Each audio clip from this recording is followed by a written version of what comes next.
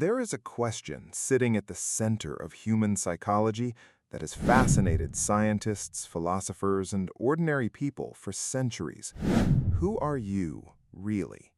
Not the version of yourself you present at work, or the one you become around family, or the carefully edited person you show to new acquaintances, but the actual, underlying, unperformable you.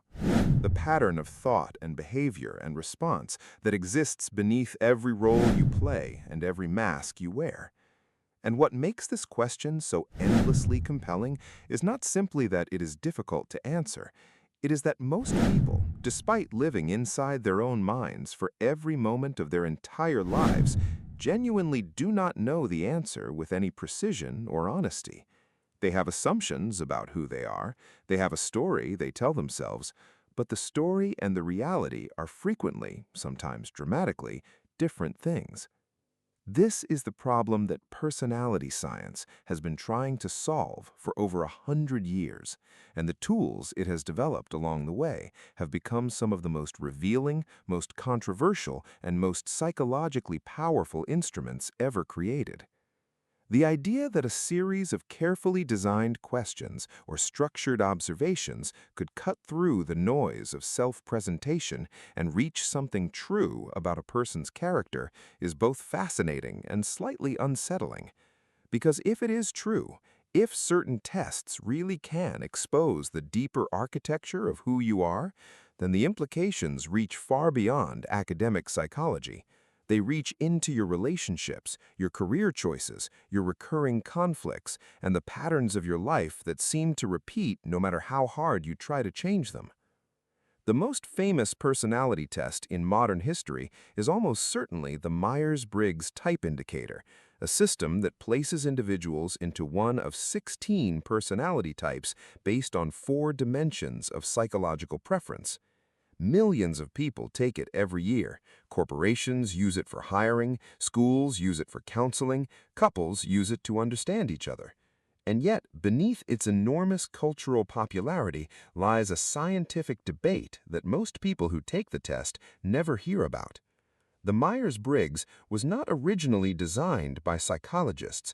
It was developed by a mother and daughter, Isabel Briggs Myers and her mother, Catherine Cook Briggs, who were fascinated by the theoretical work of Carl Jung and spent decades translating his ideas into a practical assessment.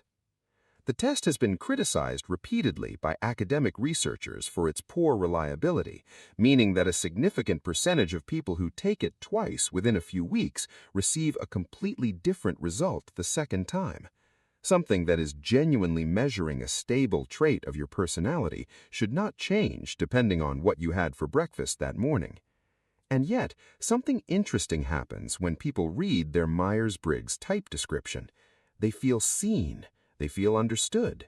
They feel as though something that has always been true about them has finally been named.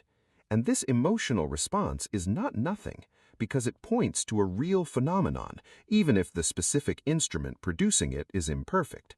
The desire to be known, to have your inner world accurately reflected back to you in language, is one of the most fundamental human needs, and personality tests, even flawed ones, tap into that desire with extraordinary power. The more scientifically rigorous alternative that has dominated academic personality research for the past several decades is a framework known as the Big Five, and it is here that the real revelations begin. Unlike Myers-Briggs, the Big Five was not designed around any single theory of personality. It emerged from a massive cross-cultural analysis of the actual language human beings use to describe each other. Thousands of personality-describing adjectives analyzed and reduced to their essential underlying dimensions. What researchers found repeatedly and across wildly different cultures and languages was that human personality consistently organizes itself around 5 fundamental dimensions: openness to experience, conscientiousness, extroversion, agreeableness, and neuroticism.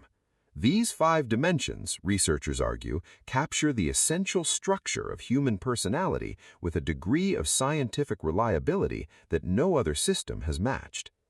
What makes the Big Five genuinely extraordinary is not just what it measures, but what those measurements predict. Conscientiousness, the degree to which a person is organized, disciplined, and goal-directed, turns out to be one of the single most powerful predictors of long-term life outcomes ever identified in psychological research. The person who consistently keeps their word, follows through on commitments, and maintains disciplined habits across years and decades is not simply being responsible in the conventional sense.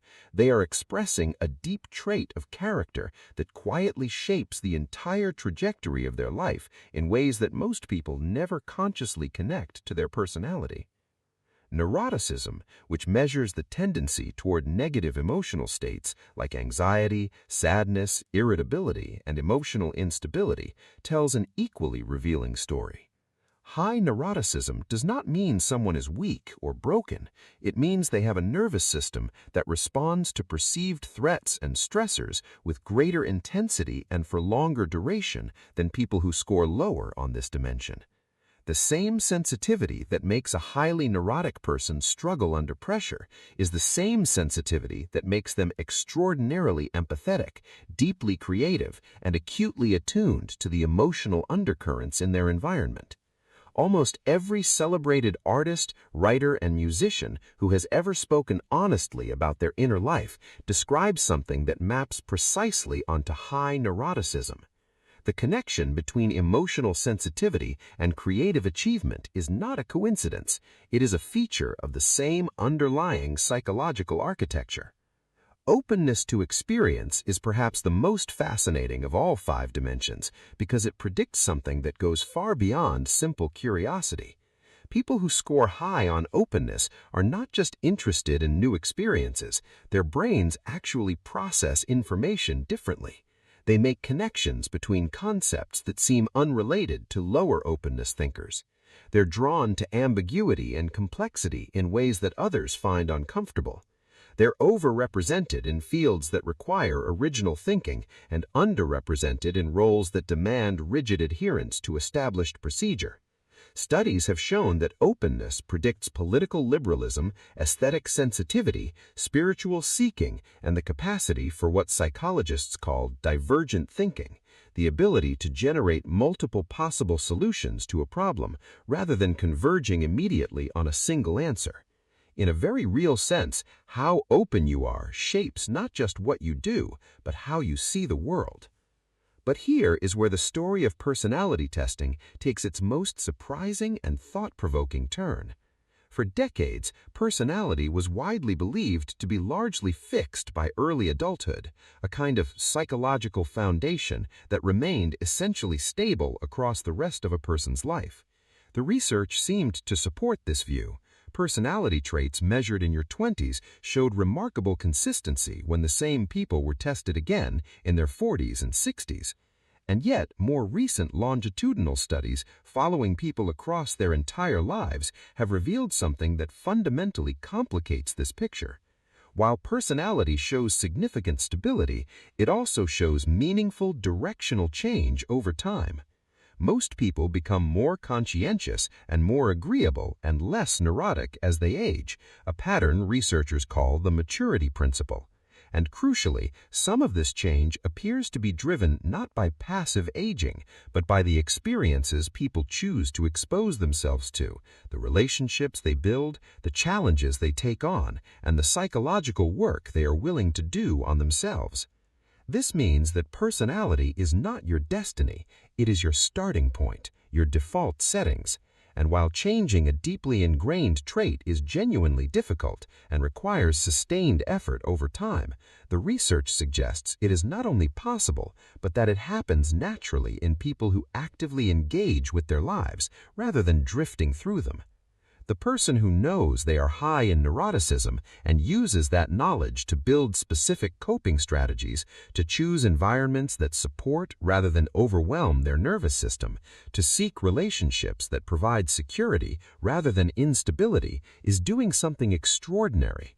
They are using the map of their own personality to navigate their life with a precision that most people never develop because they never take the time to know themselves honestly. There is one more dimension to this story that most people never encounter, and it involves a discovery about personality that emerged not from questionnaires, but from decades of observational research in real social environments. Researchers found that the personality traits people believe themselves to have and the traits that other people observe in them are frequently not the same. We overestimate our own agreeableness, we underestimate our own neuroticism, we rate our conscientiousness higher than our actual behavior supports. This gap between the self we imagine and the self that others experience is not evidence of dishonesty. It is evidence of the fundamental difficulty of seeing yourself clearly from the inside. The blind spots in our self-perception are not failures of character, they are features of the human condition, built into the architecture of consciousness itself. And this may be the deepest and most uncomfortable truth that personality science